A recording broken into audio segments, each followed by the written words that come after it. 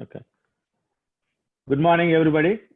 This is Dr. Sudhakar Jonalagada. I'm a gastroenterologist and incoming president of National RP.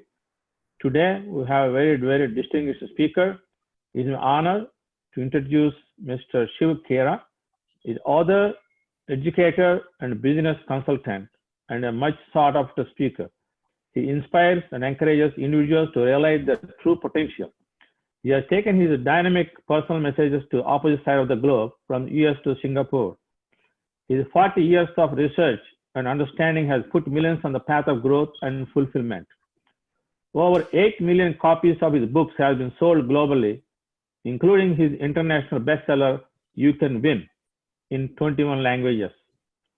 His clients include Lufthansa, HP, DHL, HSBC, Canon, Nestle, Philips, and Mercedes, Johnson & Johnson, and MetLife, and many more.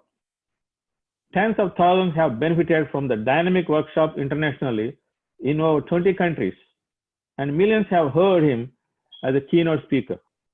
He has appeared on numerous radio and television shows. Mr. Khera is the brand ambassador of Roundtable Foundation. He has been honored by the Lions International, Rotary International. Mr. Khera trademark is winners don't do different things. They do things differently. What a quote. Thank you very much indeed, sir. It's an honor to have you this morning.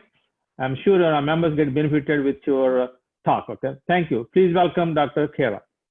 All right. Thanks a lot. Well, I'm not a doctor, but I would accept if you call me a doctor. It's okay. No, we are used to the doctors. It's the Doctors Association. Okay. I just wanted to make a disclaimer anyway. But thanks a lot, and all thanks go to Dr. Sinha, who initiated the entire thing after the program was hosted by the Consul General of India in New York. But anyway, the title is Turn Setbacks into Comebacks. Why did I bring this title up? Because in my own life, I've had 3 major setbacks in my life, and the learning that happened during this period, how I came back, is really what I'm going to be sharing as I go along. 1. Number 2 is, I must make a disclaimer. Today, I don't know of anybody who has all the answers, and certainly I don't. And you medical doctors, you are much more knowledgeable than myself.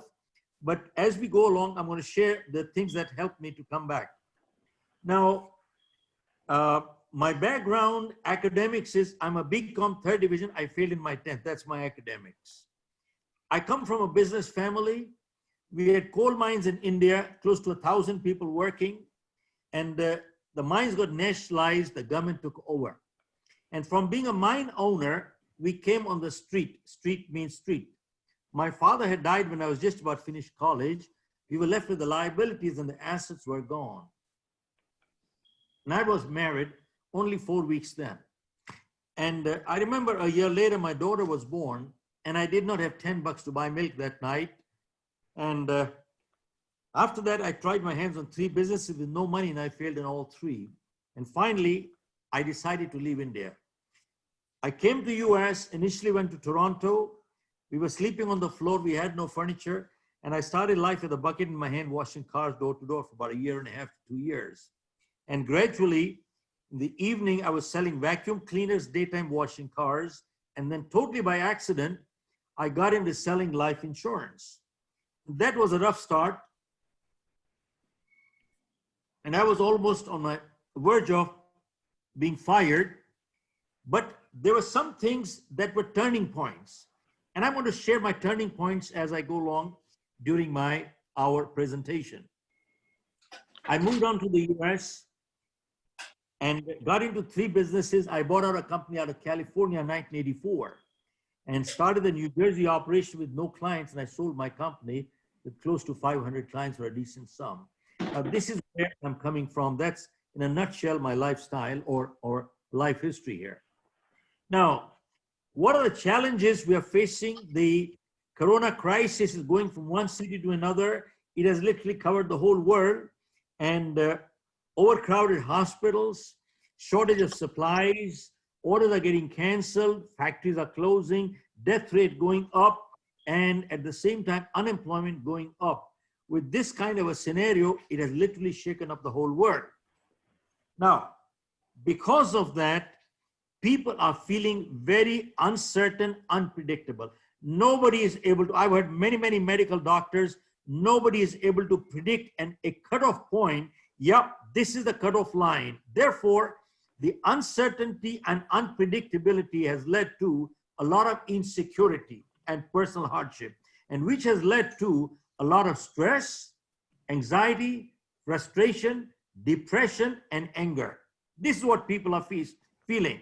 Now, my knowledge says that stress is both normal and natural. And anybody who says, I don't have any stress, belongs, in my opinion, to the lunatic asylum. Now, folks, stress can neither be avoided nor denied. And if it is, it comes back stronger and longer. Now, all stress is not bad. In fact, many times the stress helps us go to perform and makes us think out of the box to come up with solutions which probably we might not have come up at all anyway. Now, all I can say is the athlete at the Olympics, is he under stress? Answer is yes. If you've been at the race course or seen in the movies, the thoroughbreds are, before they get into the cabin, they're all edgy and jumpy because they're under very heavy stress. And when they get to the cabin and the bell rings, they shoot after that. They perform. Now, that is a thoroughbred. But you take a jackass to the race course, the jackass is so cool. I mean, he has no stress pretty much. He's going relaxed. But then jackass, he will remain a jackass. As somebody said beautifully, stress is the price we pay to be a thoroughbred in life. I repeat, stress is the price we pay to be a thoroughbred in life. Now, what I learned from many people, stress we can handle. All of us can handle stress. But what we cannot handle is chronic stress. Now, I want to make one statement which is rather crucial, and that is, we should not overrate the crisis, and who knows better than the medical doctors? We should not overrate the crisis, and we should not underrate our strength to fight and win. That is where we're coming from. Now, the crisis has impacted us three ways. One, impacted our life. Two, impacted our livelihood. And three, impacted our lifestyle. Now, how life? Who is going to be in quarantine next? Nobody knows. And two, what we do, where we go, and who we meet could be a matter of life and death. So therefore, it is a matter of life issue here. One. Number two, livelihood. Everybody's livelihood has literally stopped. Individuals, companies have closed. Even the governments are going bankrupt. They're not collecting any taxes. So incomes have stopped everywhere. No. Who are the people who are worst hit? There are three categories of people. One is the poor, mediocre, and super rich. Poor are the worst hit. They are the daily wage earners. They work during the day, get money. They work, get money. They work and get money, and they eat food right from there. They are the worst hit. And now the super rich part, folks, they don't have a problem. I just came to know recently that Apple Computers has $200 billion in reserve. $200 billion. Obviously, they don't have a livelihood problem. Same thing with people like the Tatas, possibly the Birlas, the Adanis, the Ambanis. I would be totally surprised if they have a liquidity problem. Totally surprised. But anyway, the mediocre are again the ones that are hit in between. They're people like me and possibly many others viewers, they might fall into that category. Now, this is where we had another company in the US, which was a pension tax consulting firm. And when we did financial planning for our clients, we always used to tell them that, look, buddy, you should have 1 year of your income in liquid cash where you should be able to access that money within less than 24 hours. Why? Because emergencies and accidents don't warn you in advance. Now, if you don't have it, it's a little too late. But if this makes any sense going forward, at least we can make some amends. And that is one more thing has happened here, is that people have started distinguishing between active income and passive income. See, I go to work, I get money. I go to work, I get money. I go to work, I get money. This is called active income. Now, people are saying, if I don't go to work, I don't get any money. Now, people are saying that I must generate income. Even if I don't go to work, I still must have money. And that is where people are starting to think of passive income. Now, coming to the third side, which is the lifestyle. Now, till the lockdown came in, though I'm not sure, in the US, they've had a complete lockdown. I don't think so. But till the lockdown came in, all of us, we were all on the fast lane. Everybody was on the fast lane. Now, we were all running. Where we were going, we didn't know, but we were all running. Important thing was, think about it, the amount of time-saving devices we have today, we've never had that many in history. And yet, we don't have what? We don't have time. You know why? Because somewhere we messed up our priorities. I'm not here preaching anything to anyone here. I'm guilty myself. We messed up our priorities. And whenever we mess up our priorities, we forget to distinguish between what's urgent in life and what is important in life. Now, urgent may or may not be important, and important may or may not be urgent. But the funny thing is that whenever we ignore what is important, it always converts into urgent. Health is important. Exercising every day is important, but it's not urgent. But if I ignore my health long enough, guess what? I'll land up in the hospital. In life, relationships are important, but they're not urgent. But if I ignore my relationship long enough, guess what happens? We start talking to our lawyers. And this is the crucial part. Now, since people have stepped backwards and they have had time to think about where they were moving, they've started thinking, let us reprioritize ourselves. You ask people, why do you go to work? I work for my family. Why do you work hard? I work hard for my family. Who are the most important people in your life? My family. Who are the most neglected? Also my family. Sadly, this is true. And we are all guilty of it. But now people are thinking that, wait a minute. Earlier, we were running fast. Right now, people are saying, we need to check direction. Are we going in the right direction?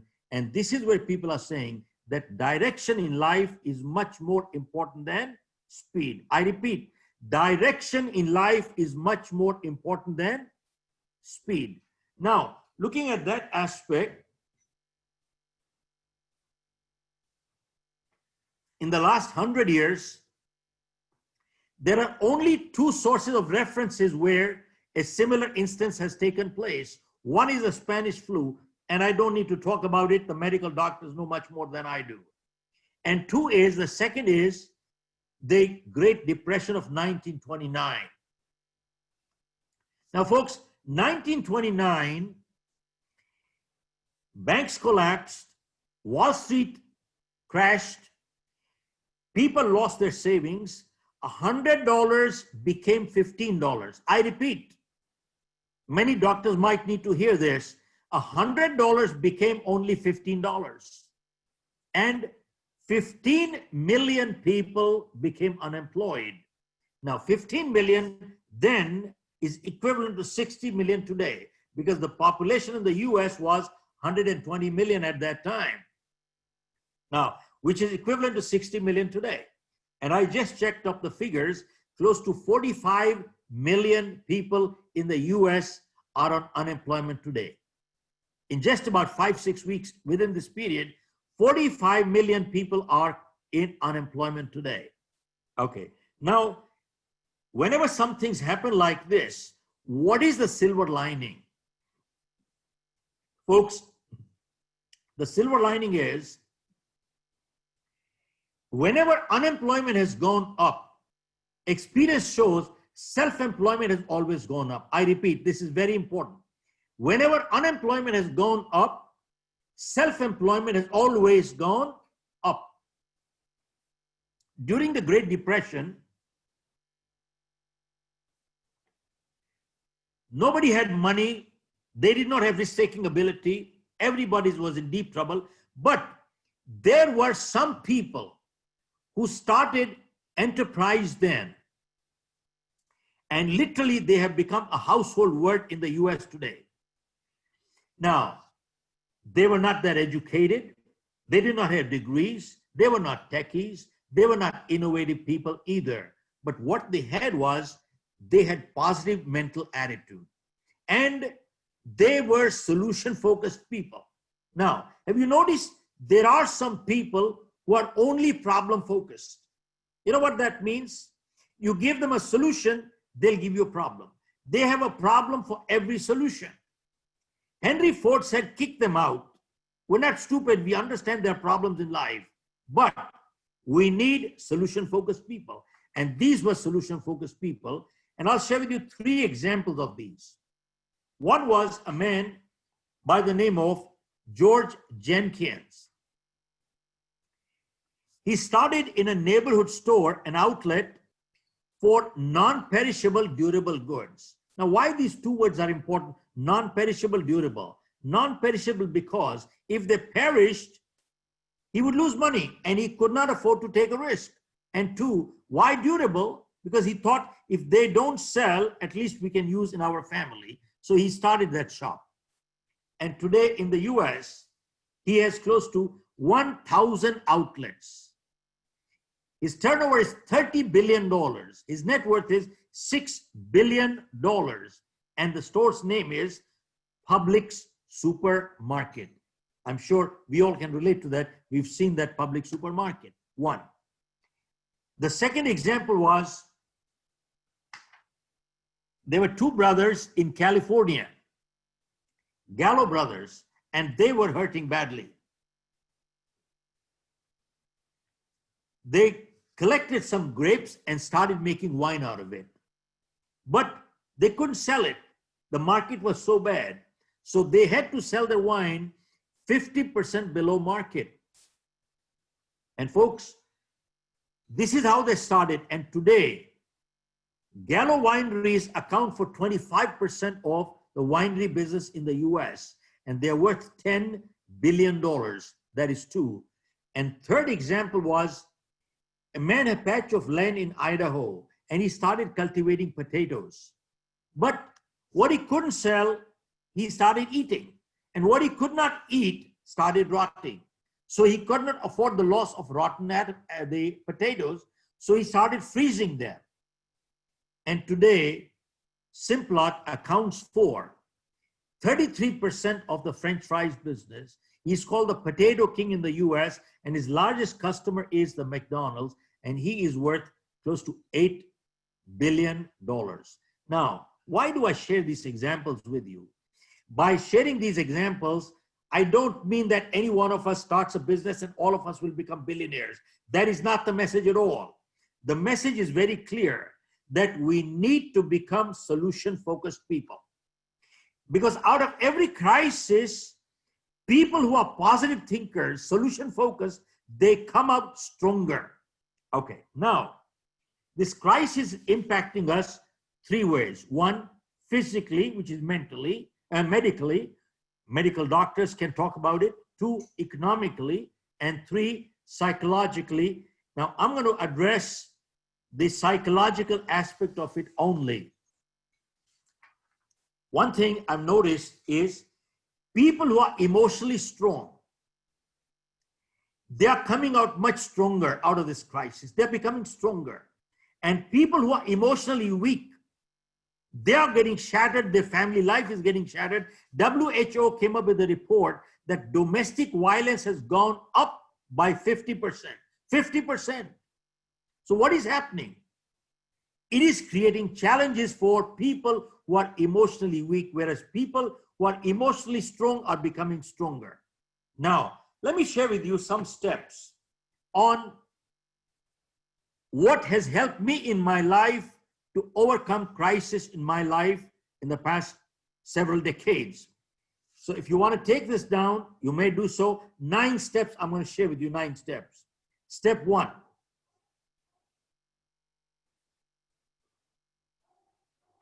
Step 1 is the Serenity Prayer.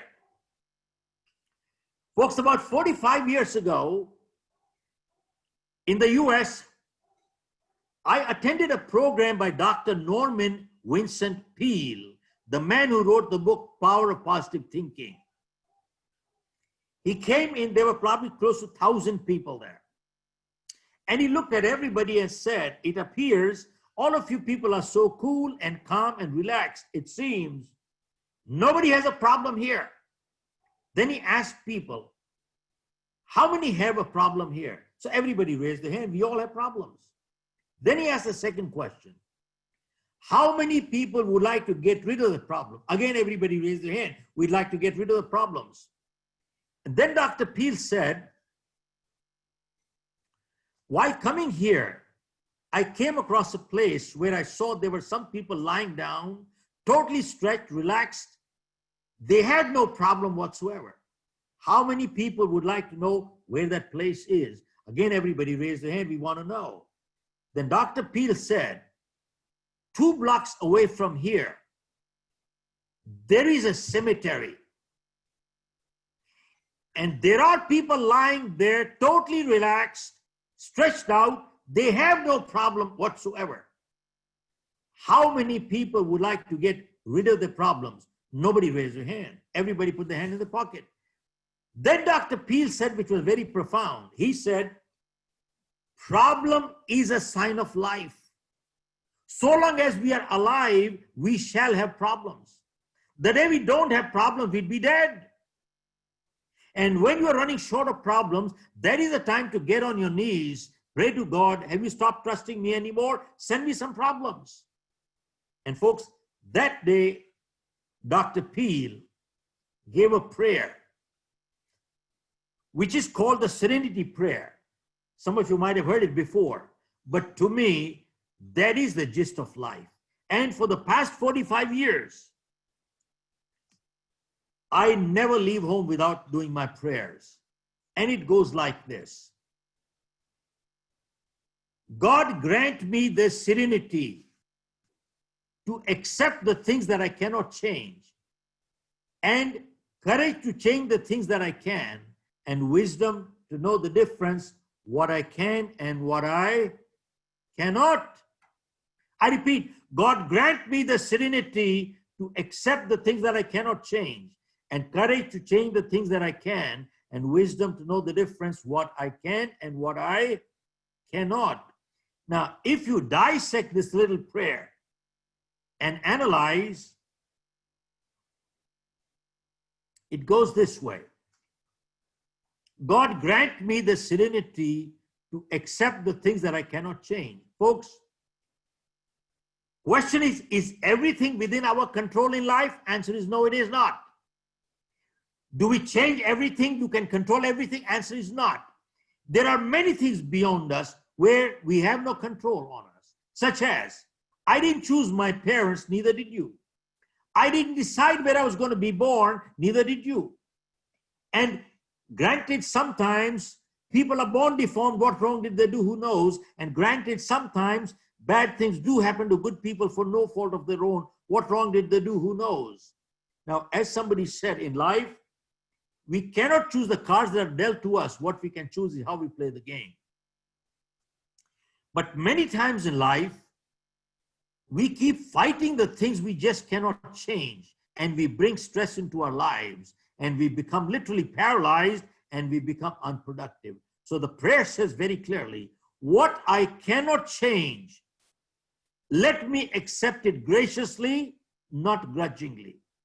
And 2, if I can change, then give me the guts to do it, and wisdom to know what I can and what I cannot.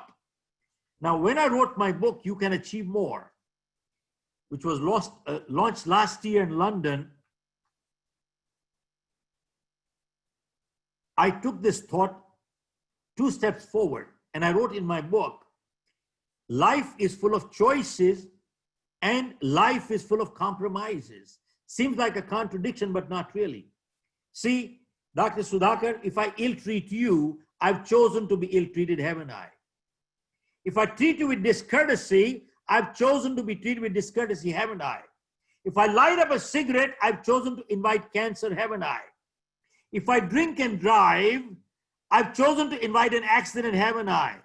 If I exercise every day, I've chosen to invite good health, haven't I? If I eat too much, I've chosen to be obese, haven't I? See, folks, we are all free to the point of choice. Very important. We are all free to the point of choice, but after we make our choices, the choice controls the chooser. We have no more choice. So, folks, what is success? Series of positive choices in life is called success.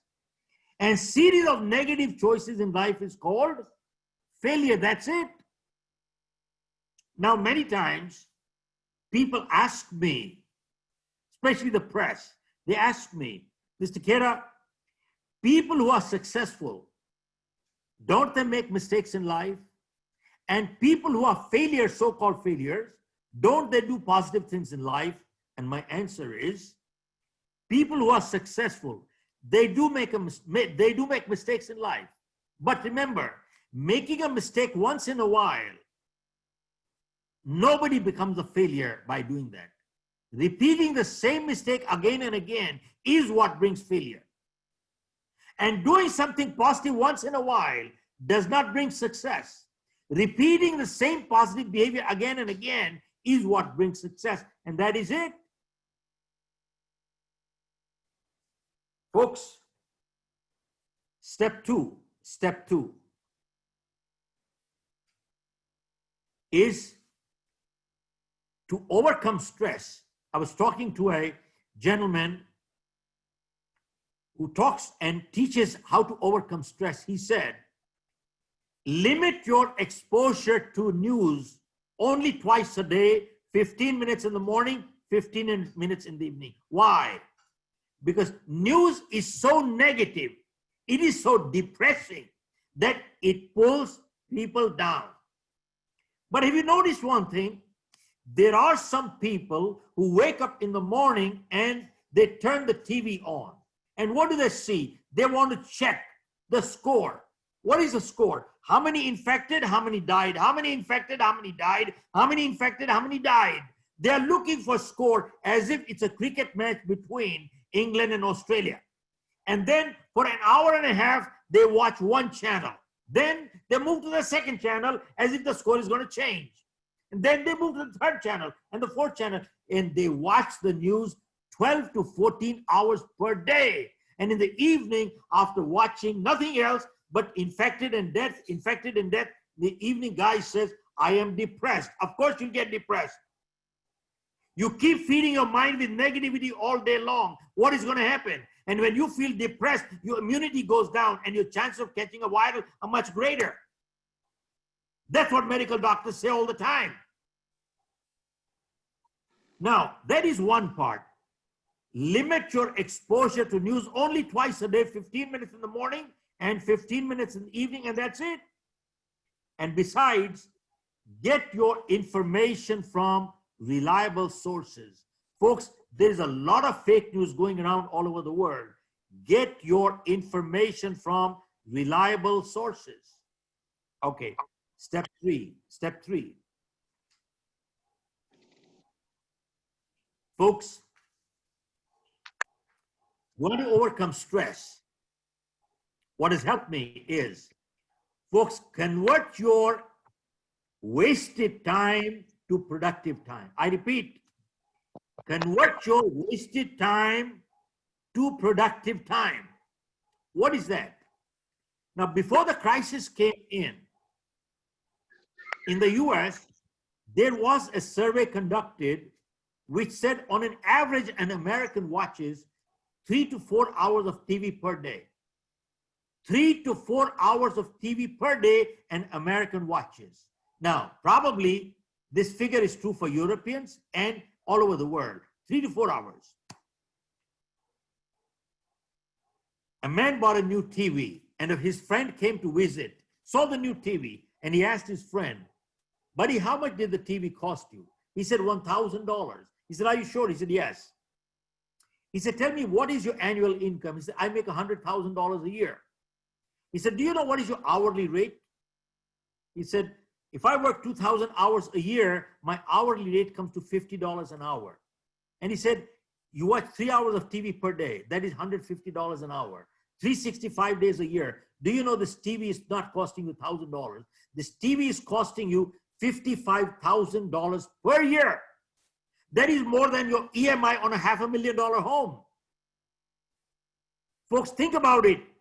We sit every day watching 3 to 4 hours of TV per day. This is before the crisis.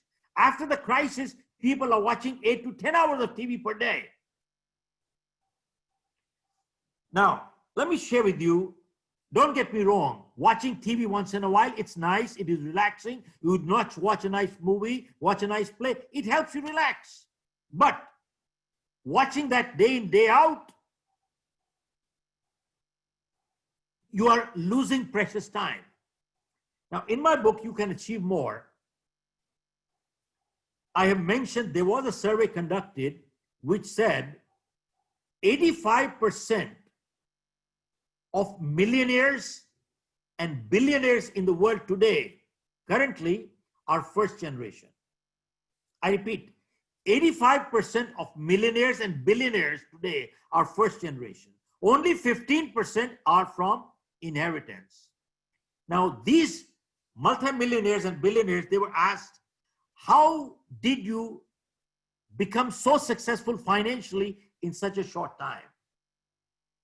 And the answer was, we read books. How many books? We read 50 books a year. 50 books a year. What kind of books?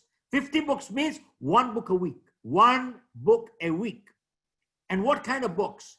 They said we read only self-help books. Only self-help books. Why? Because fiction is fiction is fiction, will remain fiction. He said we can't relate to it.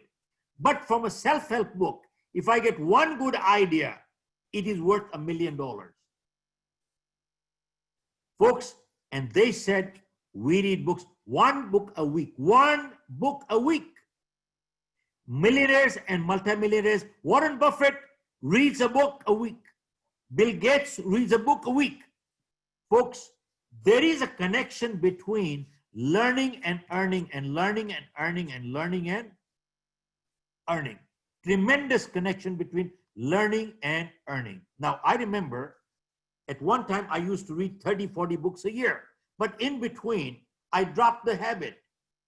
But the other day, and I'm guilty also myself, in the first couple of days of lockdown, I also watched 8 to 10 hours of TV, but then I kicked myself. I got up, I was cleaning up my office, and I found that in my library, I have a couple of 100,000 books, close to 250,000 books in my library alone.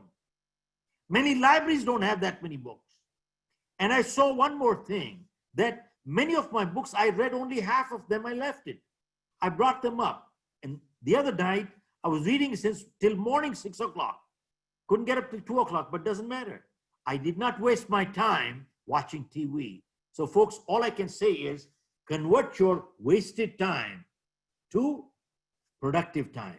Now, one more thing is that people who are serious in the learning, they never lend or borrow books. They never lend or borrow books. Why? Because many times people come and talk to me and they say, Mr. Khera, I got a great book. I can lend it to you. I said, don't do it. Give it to me, gift it to me, sell it to me, but don't lend it to me, because I will not give it back to you. Why? Because when I read a book, I have a pen and paper handy with me. I underline it, mark it, make notes there. Why? Because I learned one thing in my life. Reading a good book once is not good enough. Dr. Sinha, reading a good book once is not good enough. You know why? Because when you read the book the second time, you don't find anything new in the book, but you find something new in yourself. There's nothing new written in the book. Because when you read a good book the second time, you don't find anything new in the book, but you find something new in yourself. So there is a tremendous connection between learning and earning. Now, but people are wasting their time watching TV. I can say one thing, that if during this crisis, or if during this lockdown, if we people have not upskilled ourselves, or if we have not become more knowledgeable, or if we have not become healthier or fitter, it is not because we lack time, but because we lack commitment and we lack self-discipline. I repeat, it is so important. If during this crisis, if we have not upskilled ourselves, or if we have not become any more knowledgeable, or if we have not become healthier or fitter, it is not because we lack time, but because we lack self-discipline and commitment. Now, I remember just about, folks, 8 weeks ago, I did not understand technology at all. Now, not that I understand too much even now, but 8 weeks ago, I was learning to do SMS for my grandchildren. I had never done an email in my life. I didn't know how to turn a computer on. But you know something, folks, from April 1st onwards, I've been doing webinars one after the other, and sometimes 2 a day. And I'm getting paid for it. And I'm booked for another year in advance. I'm sorry, another month in advance. Folks, I'm glad I have picked up one more new upskill myself. 2, become more knowledgeable. And 3, become fitter and healthier. I was looking to lose my weight and do exercise every day, and I have lost 6 kilos of weight. I repeat one thing very important. If during the crisis, if we have not become upskilled or more knowledgeable or fitter and healthier, it is not because we lack time, but because we lack discipline, lack commitment, and that's about it. Okay. Step 4. Step 4. To overcome the crisis or the depression. Many times I get phone calls and people say to me, Mr. Khera, I'm bored. I'm feeling depressed. Now they want me to give answers. I don't have all the answers, but here, let me share with you. I learned one thing in my life, that only boring people in life are bored. I repeat, only boring people in life are bored. This is the difference between feeling lonely and solitude. Loneliness is the pain of being alone, and solitude is the pleasure of being alone. Now, people say, well, how do I get rid of my depression? Well, here is something I would like to share.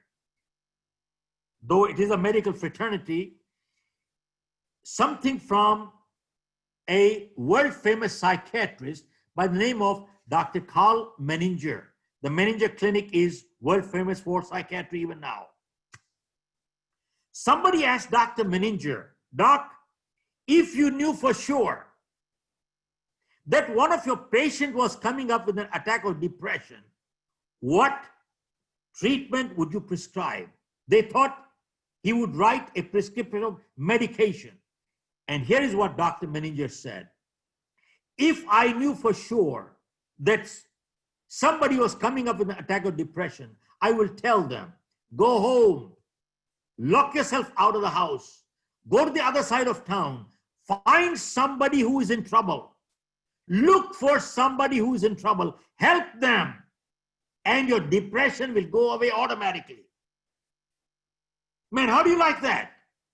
He said, go help somebody who's in trouble, and your depression will go away automatically. Folks, I do a lot of work with the Rotarians, the Round Table, do fundraising for them. And I've noticed one thing, these people, they are so positive. They are every day so busy doing eye camp, blood donation camp, polio eradication, doing something every day. They're so busy, they have no time to get depressed. I repeat, they have no time to get depressed. And as somebody said, depression is the disease of the rich. Depression is the disease of the rich. The poor people are so busy making a living, they have no time to get depressed. Folks, I am sharing what the greatest physicians in the world are talking about it. Okay. Next step, number 5. Folks, step 5 says, to overcome crisis, build strong, positive relationships. I repeat, build strong and positive relationships. Why? Because our relationships in life, remember one thing, our biggest asset in life is not our bank balance. I repeat, our biggest asset in life is not our bank balance. Our biggest balance is our relationship balance with people. Relationship. Now, hear this carefully, Dr. Sudhakar. People who have great relationships, what they can achieve with one phone call, you cannot achieve with $1 million. Are you with me? I repeat, people who have great relationships, what they can achieve with one phone call, people cannot achieve with $1 million. And this is something so crucial. Who are your most important people in your life? And God forbid, if there was a crisis, if you are in the hospital tonight, who will be around you? Probably your closest 2 or 3 people, your family people, who we take them for granted. Folks, this is the time to build strong bonds within the family, because that is our support group. You are doctors. I don't have to tell you this. Harvard did a study which said people who have strong relationships, they live longer, they're healthier, they're emotionally stronger. What do I have to tell you people? These are all medical studies out there. People who have good, strong relationships, they're emotionally stronger. They have support group. They live longer, healthier lives. Folks, this is the time to build strong relationships, good bonding. And I noticed one thing. People who are emotionally strong, they're coming out stronger out of this crisis. And people who are not, this is the time to build it, because if you don't build it, it will break anyway. Now, let me share with you one more. There are many people who say to me, I've joined organizations like the Rotaries or the BNIs or maybe any other clubs because I network. Folks, you know their definition of networking is? Their definition is only one thing. What can you get something out of another person? And they build relationship with you so long as you are useful. And the moment your usefulness goes, relationship also goes. Folks, I got a call the other day from a gentleman I had not met in about 10 years. This man called me and said, Mr. Khera, I was going through my records and we had connected 10 years ago, but we had disconnected in this period. We never connected again. We had respect for each other. I'm just calling to reconnect with you. And I apologize, I did not connect in between earlier. Man, when he called me, I felt so embarrassed. He beat me to a phone call. And after I hung up, I immediately pulled up my directory and I started looking at some of the people I had great respect for, but I had not connected with them in the last 3, 4, 5 years. And I just picked up the phone and I said, my friend, I'm just calling to reconnect with you. We had a lot of regard for each other, but somewhere we disconnected. I apologize. I'm just calling to reconnect. And that's about it. Folks, we have an office in Singapore. One evening, there was a get-together, and I came to my apartment. I was passing through the lobby, and a man looked at me, says, well, you come from a meeting? I said, yes. Then his first thing was, he said, did you meet anybody who could have been useful to you? Look at this. Did you meet somebody who could be useful to you? This man, in my opinion, I just felt like giving a piece of my mind. This man was only looking to connect with people who could be useful to him. This is only greed, selfishness. They're crooked people, they're rascals. They only connect with you till so long as you're useful. The moment your usefulness goes, the connection also goes. They don't understand one thing. Meeting a good person is good enough. Even if there is usefulness or not, it doesn't matter. Meeting a good person is good enough. These people, to them, network means taking something out of him. What can I squeeze out of them? They are parasites. I repeat, they are parasites. These are people you want to stay away from anyway. Okay. Build strong relationships, and that's it. Number 6. Step 6 is,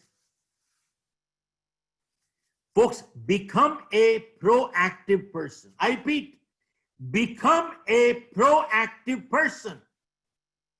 When we do our leadership program, 3-day, 4-day leadership programs, we ask people, are you a good person? Sometimes you take them by surprise. You say, well, I'm not sure. If other people think I'm good, I must be good. But once in a while you hear people saying, yes, I'm good. But then you ask them the second question, what makes you good? Well, all of a sudden the person says, well, because I don't do bad, so I'm good. Well, my answer, or I don't cheat, I don't steal, I don't tell lies, so I'm good. And my answer is, that is incorrect answer. Folks, medical doctors tell me, absence of ill health does not mean good health. Yes, no, Dr. Sinha. Absence of ill health does not mean good health. Is that right, sir? Okay. See, similarly, absence of doing bad does not make a person good. If I don't cheat, it only means I'm not a cheat, but that does not make a person good. If I don't steal, it only means I'm not a thief, but that does not make me good. And if I don't tell lies, it only means I'm not a liar, but that does not make a person good. Folks, a person becomes good when they proactively do good. A person becomes good when they proactively do good. Now, why am I sharing this with you? Because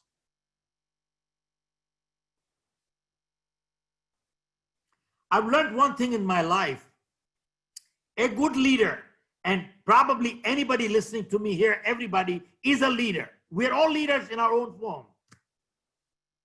Every good leader, they stand for something, and they also always stand against something. I repeat, if you stand for integrity, then you stand against dishonesty. If you stand for good, then you stand against evil by default. Yes, no? Doc, are you with me?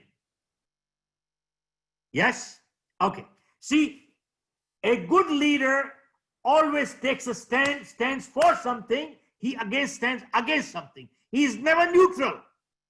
Neutrals are the politicians who create problem everywhere. I repeat, neutrals are those people who create problem everywhere. A good leader takes a stand for something, stand against something. Now, why am I sharing this with you also? Because I have no compassion for the enemies of humanity. I repeat, I have no compassion for the enemies of humanity. Now, who are the enemies of humanity? Folks, I have seen videos from New York City.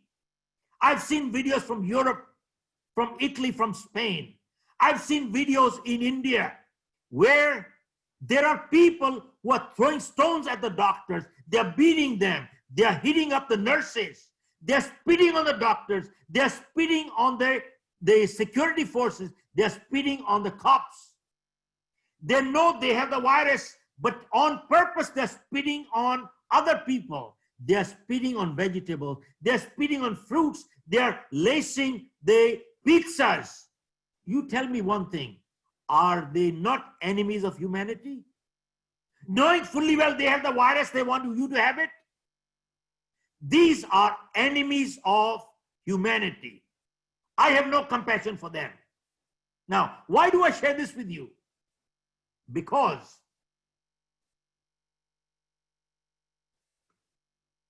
I was doing a program for about 5,000-6,000 people. As I finished the program, one person from the audience came up and he asked me, Mr. Khera, are you a Gandhian? Now, Doc, I've learned one thing in my life. I don't answer questions till you clarify the questions, Dr. Sudhakar. One, clarify the question. And number two, sometimes the best answer to a question is a question.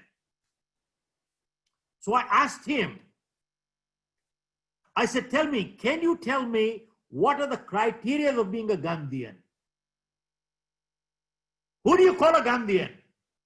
So the man says, Gandhi believed in 3 principles. One was that with love, you can win everybody in this world.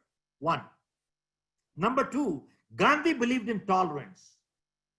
Second principle of Gandhi. And third, Gandhi believed in non-violence. Non-violence. 3 principles.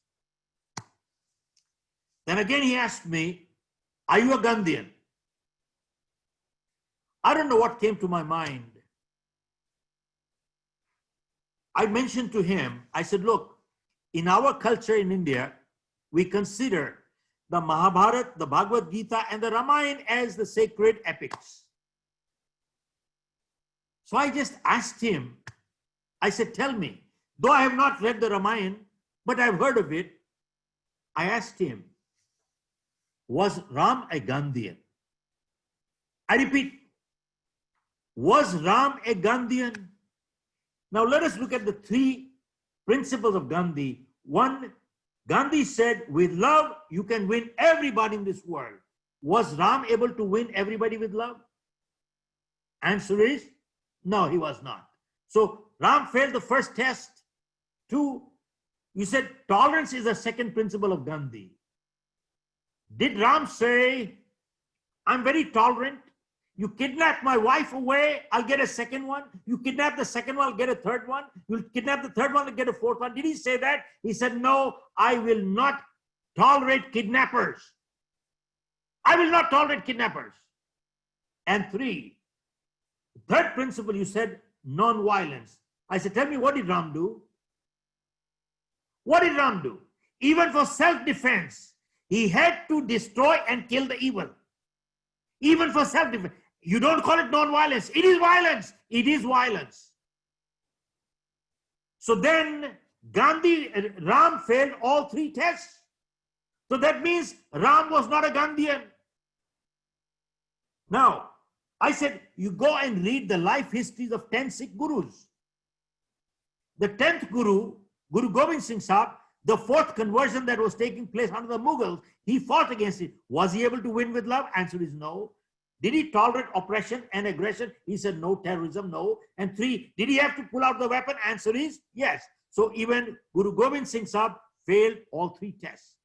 And I said, think one thing very clearly, that if people do not stand up to protect the respect and dignity of their families and integrity, they are cowards. They are cowards. And I said, sir, I am not a Gandhian. I am not a Gandhian by any standard. They are not Gandhians either. Why do I bring this up? Because Ram stood for good, but he stood against evil. I repeat, Ram was not a neutral person. He stood for good. He stood against evil. Folks, all I can say is a good leader always takes a stand for something and takes a stand against something. They are not neutrals. Only politicians are neutrals. Okay, step 7. Step 7 is to overcome the stress crisis, we need to become emotionally strong. And how do we become emotionally strong? By building high self-esteem. Now, what is self-esteem? Folks, self-esteem is the way we feel about ourselves. When we feel good, the world looks nice, productivity goes up, and relationships are a lot better. And the reverse is just as true.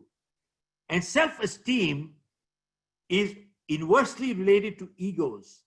Have you seen people with egos like I know it all? What do? They talk down to people, don't they? They put down others, don't they? And every decision they make is more to satisfy ego than makes sense. Folks, think about it. Why does a human being put down another human being? It is sadistic but true.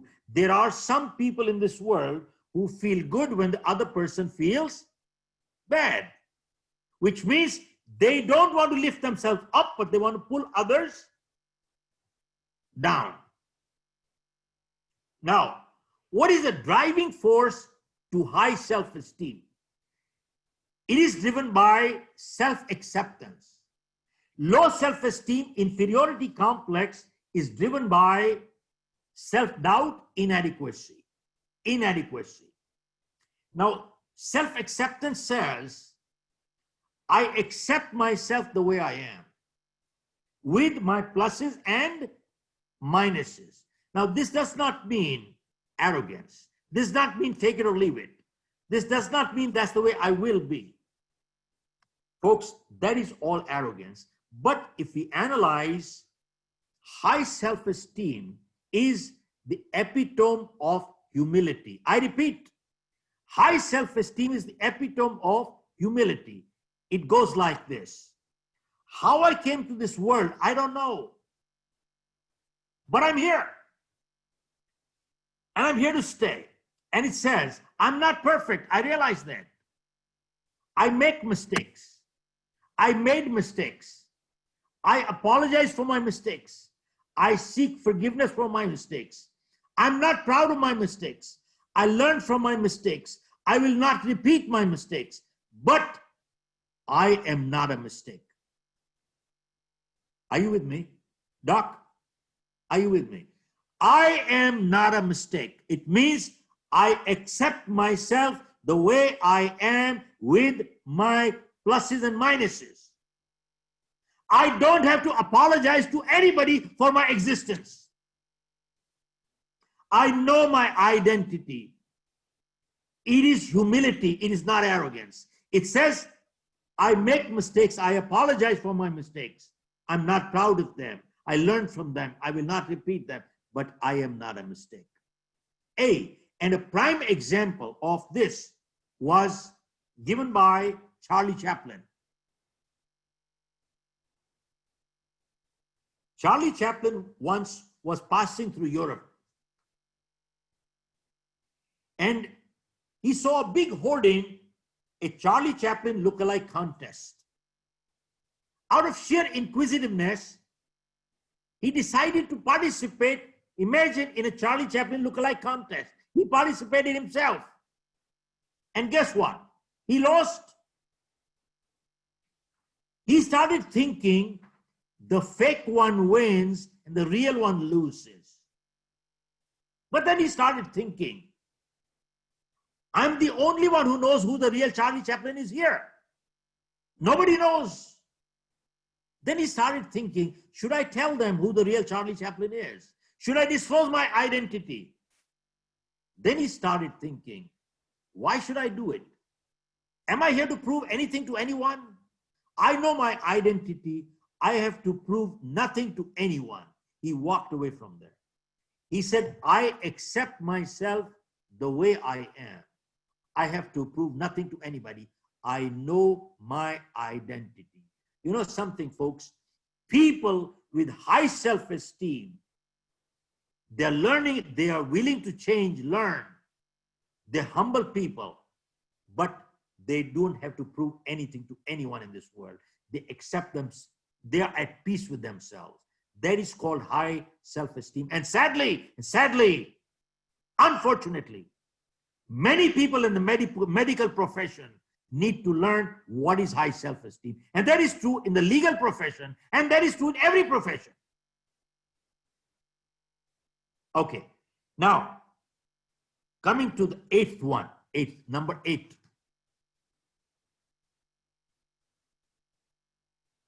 Number 8. Folks, I just want to mention one thing very important. Faith gives strength, but blind faith leading to superstition weakens people. I repeat, faith is good. Faith gives strength, but blind faith leading to superstition weakens people. Now, let me share with you. I've seen that in many parts of the world, including some parts in the US. But in India, one of the biggest damage done to our society in India has been done by our media. You pick up the newspaper or open the TV channel, what do you see? Horoscope. All you see is horoscopes there. Now, there are people with saffrons or white clothes and with a few tilak all around here, and the man is Babaji, Guruji, Babaji, Guruji, Babaji, Guruji. And this guy is doing all kinds of tick, tick, tick, tick, tick, tick, tick, tick. And then he says, Putri dosh, Patni dosh, Pitni dosh, Phalan dosh, Manglik, or aapke upar shani chad gaya, shani chad gaya, shani chad gaya. My point is, if it is so easy to get shani in, shani out, shani in, shani out, shani in, shani out, it is so easy to get shani in and shani out. Let me ask you, then why don't we send shani to Pakistan and destroy all the terrorists through shani by themselves? Why don't they do it? I bring a point very strongly here is because if you read the life histories of Swami Vivekananda, Swami Dayanand, Guru Nanak, they fought against these things. They fought against blind faith. Folks, I repeat, they fought against superstition. Swami Vivekananda, Swami Dayanand, Guru Nanak. Are you aware that in Sikh families, they never tally horoscopes? There is no manglik. There is no good omen. Every wedding is done on a Sunday. Sunday doesn't sit right, they do it on a Saturday. Saturday doesn't sit right, they do it on a Friday. Now, I very strongly recommend for viewers to pick up an article which was in India Today 1 year ago. Astrology and Science, there's an article there. Beautiful article. And it says that globally gone up, but in India, they said the natural childbirth has gone down drastically. I repeat, natural childbirth has gone down drastically, and the C-section and operation childbirth has gone up drastically. And they quoted 3 cities, Bangalore, Hyderabad, Madras. They said in South India, 80%, hear this, you medical doctors, 80% of childbirths in South India are done through operation C-section, 80%. You know why? Because some astrologer told them, this is a good time to pull out the child. Go read this article, it is phenomenal, it is an eye-opener. Now, why am I sharing all this with you? Folks, people, we all have ups and downs in life. We all have ups and downs. But people who accept responsibility in life, they analyze every situation. And for every down that happens, setback, they learn something. And they make sure they don't repeat the same mistake again. They accept responsibility. But people who are fatalistic in nature, when things go wrong, instead of analyzing and learning from it, they blame the stars. They blame the stars. And they learn nothing out of it, and they keep repeating the same mistake again and again and again and again. So I will very strongly recommend. And in fact, the other day I was doing a webinar and somebody asked me, Mr. Khera, tell me, somebody stands outside a temple for 12 hours. Is that faith or blind faith? I said, you decide. But all I can say one thing to you. I pray to God every day. I don't leave my home without it. But I have not visited a temple in the last 40 years. I've not gone there. And I very strongly feel that many people go to temples, not because they have faith, but they go out of fear. Because people say, if you don't do this, this will happen. If you don't do this, this will happen. If you don't do this, this will happen. They go out of fear more than out of faith. And you have to see so many fake Babas and Gurus out there, and who are in jail, many of them, and should be in jail. And people catch their feet out there. Folks, faith gives strength, but superstition weakens people. Stay away from superstition. That's all I can say. And lastly, number 9. Folks, this is time to give back. I repeat, this is time to give back. Folks, I've seen in the news, television channels all over the world, there are many good people, excellent people, who are coming up with money, food, time, and they're helping the underprivileged people. That is true. But there is one community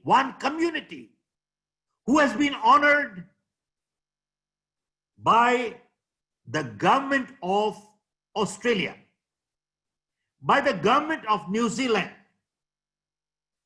by the government of UK, and recently by the government of Canada, and also by the government of United States.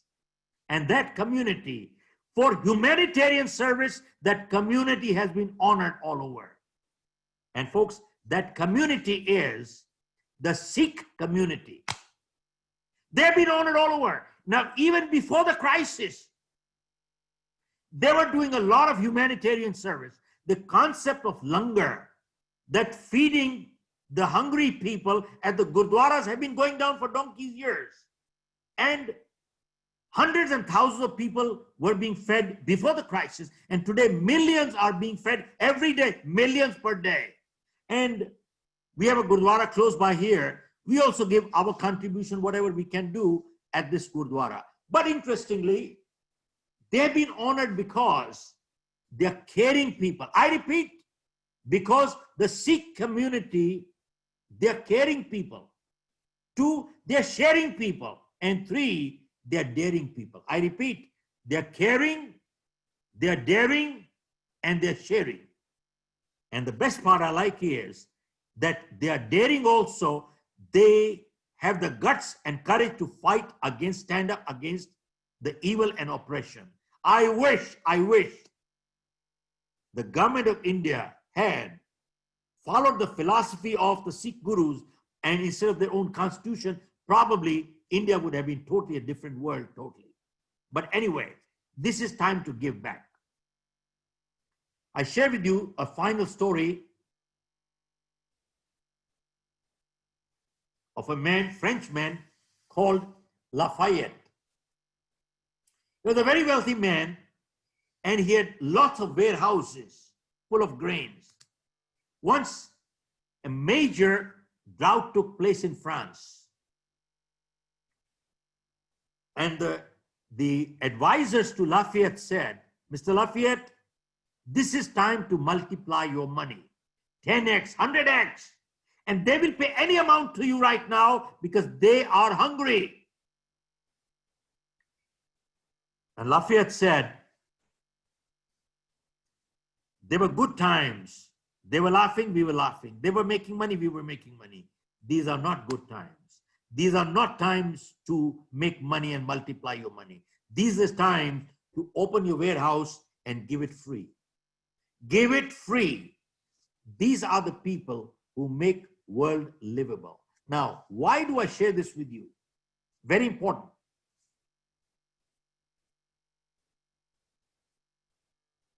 I was doing a program for some very high net worth people. Now, one is called high net worth.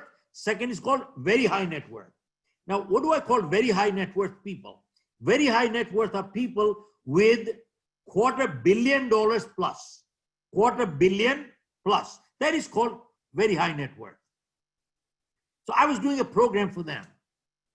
One person from the group came up and he said, Mr. Khera, tell me one thing. When a person has $1 billion, why do they keep working more and more and more to make more and more and more money? Why a billionaire keeps working to make more money, more billions? So I said, folks, there are two kinds of people in this world. Dr. Sudhakar, it's very important. There are two kinds of people in this world. One billionaire, he's got billions all right, but is suffering from inferiority complex. He keeps making more and more and more to keep a score. He wants to make more to keep up with the Joneses. Means, how come they have this, I don't have it? How come they have this, I don't have it? How come they have this, I don't have it? And they got 50 million, I must make 100. He's got 100 million, I must make 200. He's got 200, I must make 300. He's got 300, I must make 4. Because if I have less than him, I'm inferior. They keep a score. And to them, Doc, hear this, to them, they equate self-worth with net worth. I repeat, Doc, they equate self-worth with net worth. They don't understand. People make things, things don't make people. You take the things away, they'll die out of shame. And they keep making more money to keep a score, inferiority complex to hide it. And they collect their treasure and they sit like a snake and they do nothing for society. And that's it. They are liabilities. Now, this is one breed of people.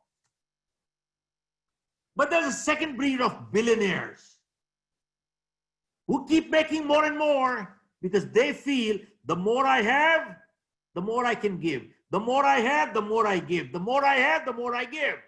Warren Buffett has $40 billion, gave $39 billion to charity, to underprivileged. Bill Gates got $33 billion. He's given $32 billion to charity. Azim Premji just gave $7 billion to underprivileged charity. Now, once in a while in my programs, when we do leaderships, sometimes people say to me, money is not important, Mr. Khera, money is not important. I have written in my book, You Can Achieve More.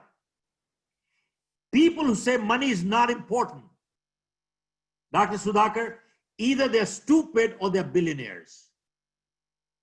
I didn't say money is the most important thing, but money is important because I learned one thing in my life, that money in good hands always does good. And money in evil hands always does evil. And I feel very strongly that it is the moral duty of every good human being to be a millionaire, multimillionaire, and a billionaire. I repeat, it is a moral obligation of every good human being to become a multimillionaire and a billionaire. Why? Because money in good hands always does good. And money in evil hands always does evil. Now, with those words, I would just like to close with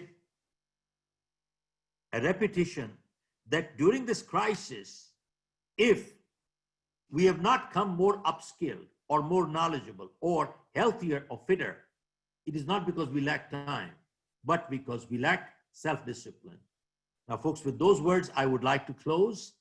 And all I can say is, Doc, what you people have given me is probably much more than I could have given you in this short time.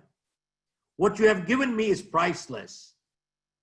You have given me your time. You have given me your time. And I learned one lesson in my life, that time is much more precious than money. Yes, no. Okay. And you gave me your time because you trusted me that I would not waste your time. And I learned one thing, that in life, trust is a much greater compliment in life than love. There are people we love, but we cannot trust. And with those words, all I can say is, Doc, I'm grateful to all of you. You people are doing a great job.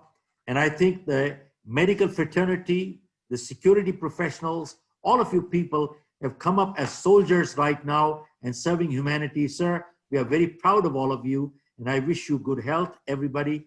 God bless all of you. Thank you very much. Dr. Binod Sinha, Vijay can unmute Dr. Binod Sinha, please.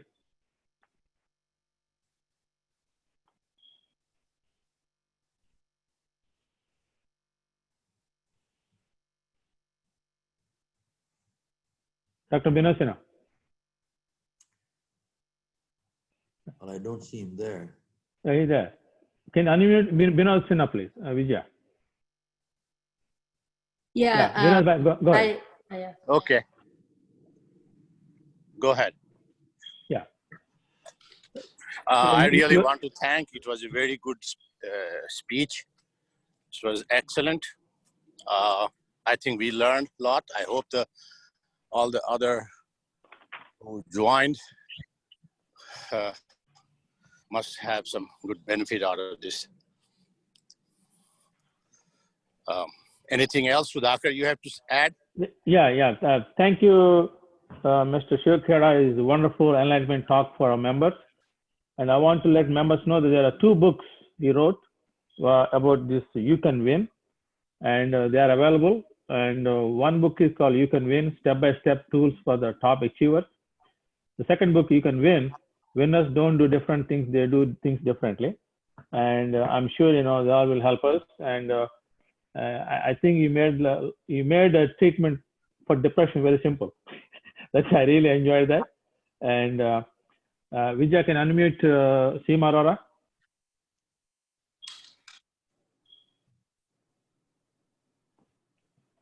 Seema? Hi. Yeah. Can you say a few words? This is Dr. Seema Arora, Chair Board of Trustees of API. I'm very glad. Thank you, Sudhakar, for organizing this, and thank you, Dr. Binod Sinha, and thank you, Mr. Shiv Khera. This was a very motivational talk. I attended from beginning to end, and I think I could listen to a few more pearls, especially in this pandemic time and working in this organization. I think we all need this. I totally agree with the books. This is the time to do things, books and spending time with family. That's what I've been doing. It's really helped me a lot. So emotionally staying with people, people who are emotionally doing better, I totally agree with that. So thank you again, and thank you to our viewers. Please attending our webinars on Wednesdays and Saturdays, and also our upcoming summit, virtual summit from 26 to 28. Thank you. Thank you very much. Thanks a lot. Thank you very much, Dr. Shiv Khera. Again, I'm calling Shiv Khera, Mr. Shiv Khera. And hopefully in future, we're looking forward to join with you again, sir. Thank you very much. Thank you, sir. Namaste. And post-COVID, we should think later. We must fix the